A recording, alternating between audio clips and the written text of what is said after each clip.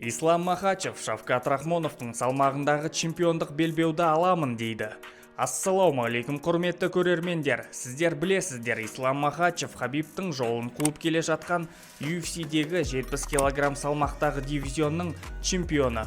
Бұрыннан әйгілі, ол өзін UFC тарихында қалдыруға ұмтылып жатқан чемпион. Және де екі рет өзінің салмағына келген 66 кг салмақтағы чемпион Волкановскийді тоқтатса, енді өзі басқа чемпионның белбеуін алуға армандайтынын ашық айтып жатыр. Интервьюның аудармасын тыңдап көрейік. Мен жартылай орта салмақта төбелесуге армандаймын. Леон Эдвардсқа оның белбеуі үшін жекпе-жекке шыққым келеді. UFC маған екінші белбеу алу үшін мүмкіндік міндетті түрде беру керек деп есептеймін. Басында париені тоқтату керекпін, сосын олар маған арманды береді деп ойлаймын.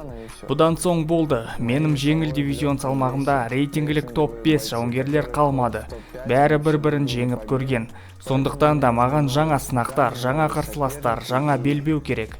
Сен жаңа салмаққа өтесің ба, немесе екі салмақта бола бересің ба? Көреміз, білмеймін, бұл жақсы сұрақ. Мүмкін екінші белбеу алып екеуін де қорғаймын.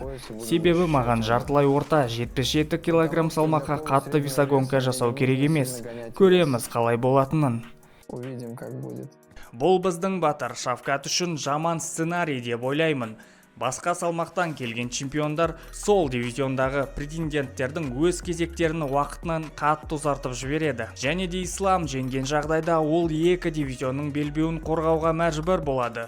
Бұл тағы да екі дивизиондағы кезектегі претенденттерді күткізіп қояды.